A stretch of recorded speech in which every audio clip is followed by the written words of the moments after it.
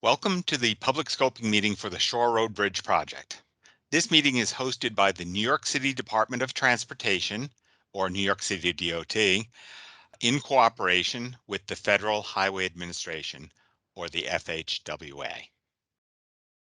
Federal Highway Administration, FHWA, as federal lead agency, the New York State Department of Transportation, NYS DOT, as joint lead agency, and the New York City Department of Transportation, NYC DOT, as project sponsor and joint lead agency, are preparing an EIS for the Shore Road Bridge over Hutchinson River project located in the Bronx. Hardesty and Hanover, H&H, is the prime consultant, and AKRF, FHI Studio, and Historical Perspectives are sub-consultants for the project.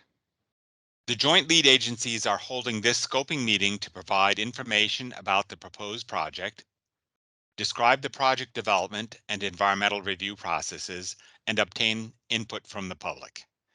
An environmental impact statement, or EIS, is being prepared for the project, and this meeting is an opportunity for the joint lead agencies to engage the public under the EIS process. The meeting is being held in a virtual format. At any time during the meeting, the public may use the raise hand button to ask a question or provide a comment in the Teams chat. Further instructions are shown in the next slides. All comments and questions will be recorded by a stenographer. After this meeting, comments may be submitted by email to shoreroadbridgebx@dot.nyc.gov, by U.S. mail to the New York City DOT or FHWA addresses listed on this slide, or from the project website, which is www.shoreroadbridgebx.com. The scoping comment period ends on Monday, August 16th, 2021. If you'd like to offer comments, please do so by that date. After the presentation portion of the meeting is completed, we will take questions or comments from those who have raised their hand. To ask a question or share a comment, please click on the raise hand function at the top of the Teams window. If you do not wish to speak publicly, you may ask a question or leave a comment using the Teams chat feature. To do so, please raise your hand, click on the chat button at the top of the Teams screen to open the chat box and provide your feedback. If you wish to ask a question or leave a comment privately, please call 929-505-1002. The project is located entirely within Pelham Bay Park in the Bronx. Pelham Bay Park is the largest public park in New York City and is located in the northeastern corner of the borough of the Bronx, as shown on the graphic. The Shore Road Bridge is oriented northeast, southwest, and is classified as an east-west bridge in the New York State DOT Bridge Database. The concepts discussed later in the presentation will use the east-west orientation. The project is adjacent to the New York State DOT Bruckner Expressway Interchange project, as well as the former Pelham landfill. The landfill is a capped Superfund site and is closed to the public. Shore Road is the first bridge along the Hutchinson River when approaching from Eastchester Bay and is very close to the Amtrak Pelham Bridge. The Shore Road Bridge carries the sole truck route to City Island, shown as the yellow line on the map, and is also part of the hurricane evacuation route for that community. No trucks are allowed on the Hutchinson River Parkway or other roads within the park. The Shore Road Bridge carries the Mosholu Pelham Greenway and East Coast Greenway, shown as the green line on the map, in addition to providing pedestrian, cyclist connectivity within Pelham Bay Park. The Shore Road Bridge was constructed in 1908 and is the fourth bridge to be located on the site. The previous bridge, circa 1871, was located just downstream south of the existing bridge. The bridge has undergone numerous limited rehabilitations since it was constructed in 1908. The most recent interim repair work was completed in 2002. The bridge is an early example of reinforced concrete arches. There are 7 spans, 6 concrete arches, and the steel bascule/movable span comprising the 865-foot long structure. The bascule span is the movable span of the bridge. The bridge carries 2 10-foot lanes in either direction with a narrow sidewalk on the south side.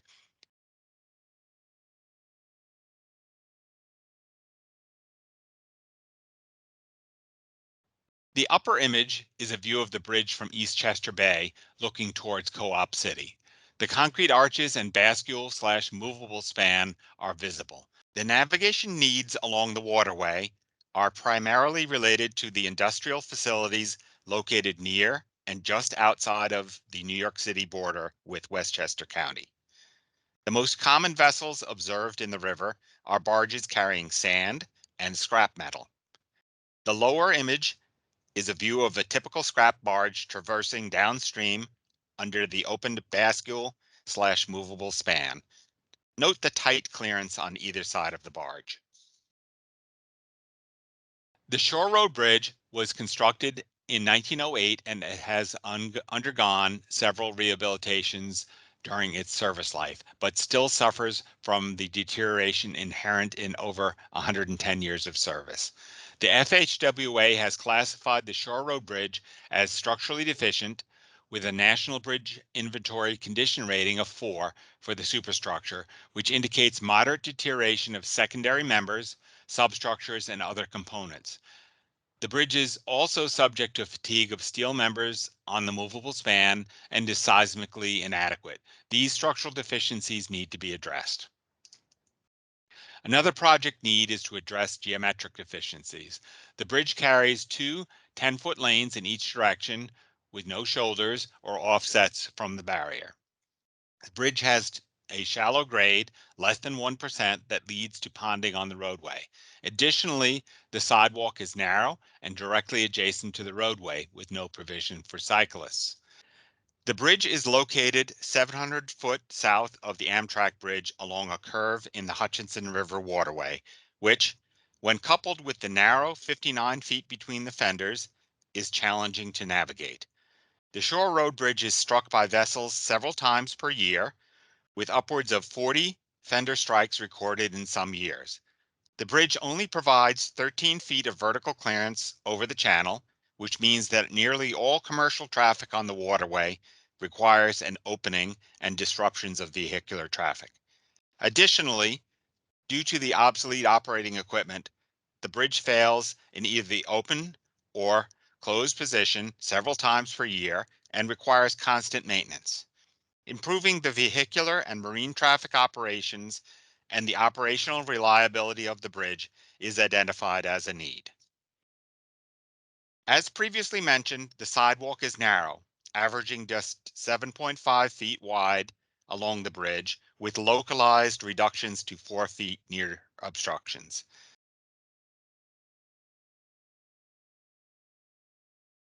As the bridge carries the Mosholu Pelham Greenway, improving the pedestrian and bicycle accommodations is identified as a project need. The purpose of the project is to address the structural deficiencies, geometric deficiencies, and operational reliability for the multimodal users, including marine vessels, of the Shore Road Bridge over the Hutchinson River. The project objectives include address the identified structural, geometric, and operational deficiencies of the crossing, address operational constraints associated with the passage of marine vessels under the bridge, and improve bicycle/pedestrian facilities on the Shore Road Bridge. The EIS for this project is being prepared under the National Environmental Policy Act, or NEPA, which will also satisfy the requirements of the state and city Environmental Quality Review Acts. NEPA requires federal agencies to assess the social, economic, and environmental effects of proposed major federal actions prior to making decisions. Agencies are also required to provide meaningful opportunities for public involvement during project development. We are currently in the scoping phase for this project. This phase began with the publication of the Notice of Intent and the NOI report and lasts for a total of 30 days, coinciding with the NEPA public comment period. The comment period ends on August 16th, 2021. The seeker public comment period began with the publication of the draft scope of work on May 26th, 2021, and will end on August 16th, 2021. A project scoping report will be published in November 2021. In consideration of comments received at this meeting and during the scoping comment period, the joint lead agencies will then prepare the draft EIS document. The draft EIS will be released and available for public and agency comment in October 2022. A public hearing will be held during this comment period. Following the comment period, the joint lead agencies will prepare the final EIS and record of decision. The record of decision will conclude the EIS process. As previously stated, we are currently in the scoping process for this project. Scoping is an early and open process for determining the scope of issues to be addressed in an EIS. Public scoping meetings such as this meeting offer opportunities for joint lead agencies to engage the public under the NEPA EIS process. The joint lead agencies are currently considering 11 concepts for the project. The joint lead agencies will continue to consider concepts based on the project purpose and needs, public and agency comments, design constraints, and other factors, and identify a reasonable range of alternatives to be advanced for further study in the draft EIS. The project scoping report document will identify the reasonable range of alternatives for the project. The joint lead agencies will then analyze the reasonable range of alternatives and identify a preferred alternative for the project. The draft EIS will document the alternatives analysis, potential adverse effects, commitment to mitigation measures, and preferred alternative for the project. The next several slides will describe the representative concepts that are under consideration. There are several considerations for the concepts that will be evaluated. When presented as a hierarchy tree, they fit into 3 levels. Each level provides a representative characteristic and an opportunity to refine the concepts. The first level is action/no action, or build, no build. This consists of the no build option, rehabilitation concept, and the replacement concepts. Refining the replacement concepts further, we can consolidate them by alignment, the existing alignment, north or west of the existing bridge, and south or east of the existing bridge, and by the clearance or height above mean high water that would be provided by the concept structure. High level fixed with 50 or more feet over mean high water, mid-level movable spans with 30 to 35 foot of clearance, and low-level movable spans with clearance approximately equivalent to the existing structure at 15 foot. The relative number of span openings for navigation is presented for comparison of each clearance window above mean high water. The only way to eliminate the need for a movable bridge at the location is to provide a fixed span with enough vertical clearance to allow vessels destined for upstream locations to safely pass under the bridge. When one considers three different profile options, each for the north, south, and existing alignments, plus the rehabilitation and no action alternatives, we arrive at the 11 alternatives under consideration. Some considerations for the concepts for the no action, no build concept. First, the National Environmental Policy Act requires the analysis of a no action, no build alternative. This serves as the baseline against which the build alternatives are compared. It retains the Shore Road Bridge and approaches in their existing configuration and assumes no improvements beyond maintenance/repairs as part of this project. Although it is not possible to address all of the steel and concrete deterioration, the service life can be extended for a time, but this is not a long-term solution. Due to the span, type, and configuration, fatigue will still be a concern. Geometric improvements would require significantly widening the structure, and this is not a reasonable option. The navigational constraints remain unaddressed. Seismic vulnerability can be partially addressed by modifying the footings, but extensive measures would need to be taken to strengthen the entire structure. All of this would require that the bridge be made inoperable for a long period, disrupting vessel and vehicular traffic.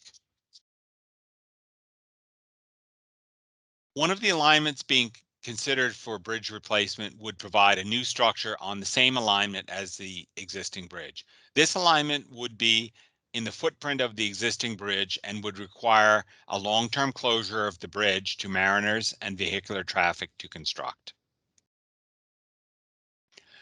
Another alignment considered for bridge replacement would provide a new structure to the north of the existing bridge.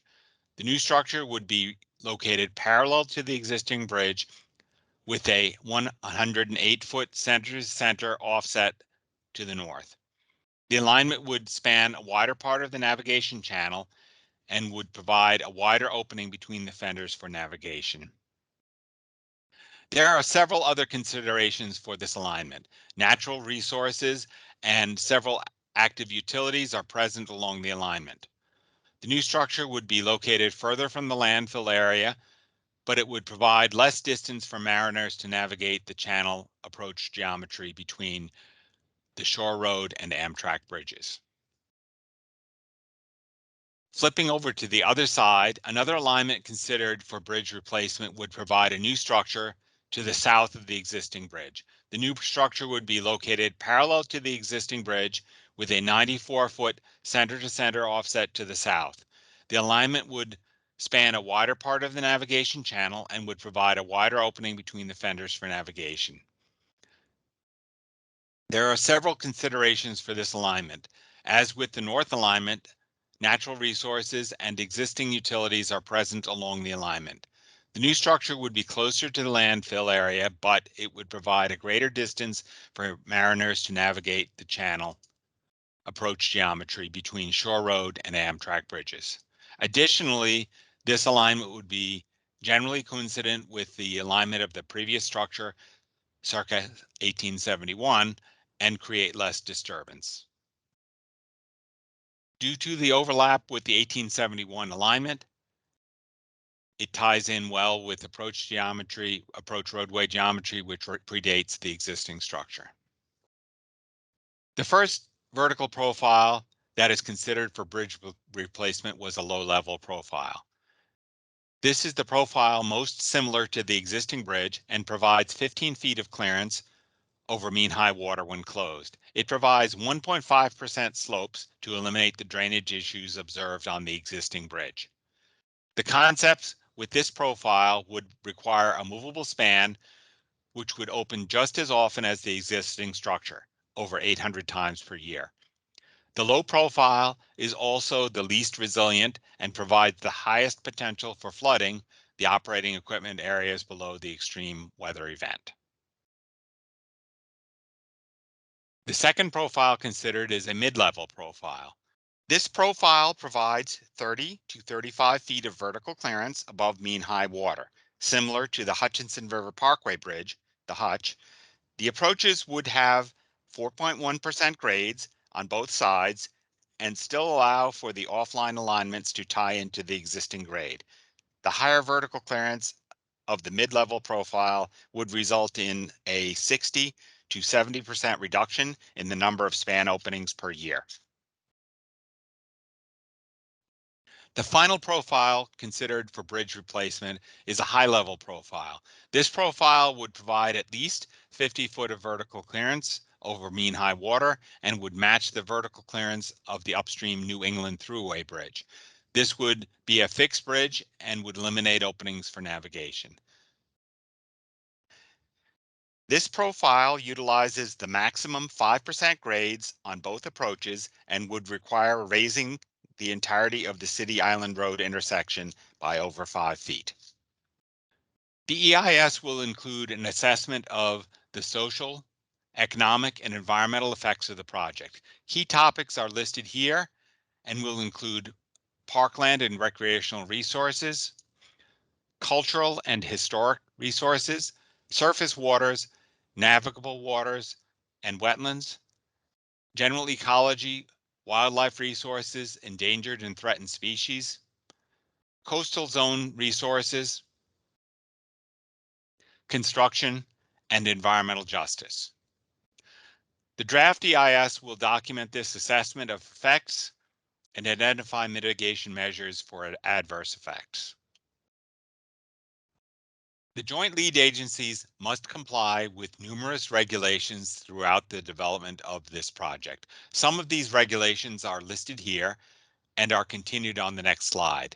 In complying with those regulations, the joint lead agencies are and will continue to coordinate with federal and state agencies such as the U.S. Environmental Protection Agency, U.S. Army Corps of Engineers, U.S. Coast Guard, New York State Historical Preservation Office, and the New York State Department of Environmental Conservation.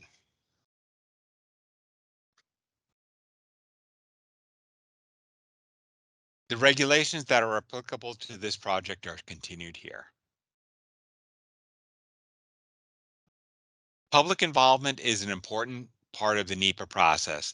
The joint lead agencies will consider the comments that are received during scoping in establishing the reasonable range of alternatives to be studied in the draft EIS. In addition to the scoping meetings and the scoping comment period opportunities to provide input on this project, we will include a comment period on the draft EIS and a public hearing during the draft EIS comment period. Members of the project team will also attend local community events to share information about the project and ways to comment.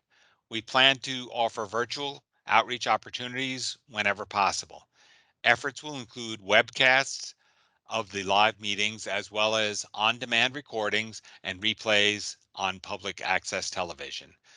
As they are completed, project documents such as the scoping report, draft EIS, and final EIS will be available on the project website. Thank you for attending today's public scoping meeting for the Shore Road Bridge project. Members of the project team are available to answer questions and provide additional information about the project. Opportunities to provide written, verbal, and electronic comments are available at this meeting. If you would like to offer written or electronic comments after this meeting, please do so by August 16th, 2021. Thank you.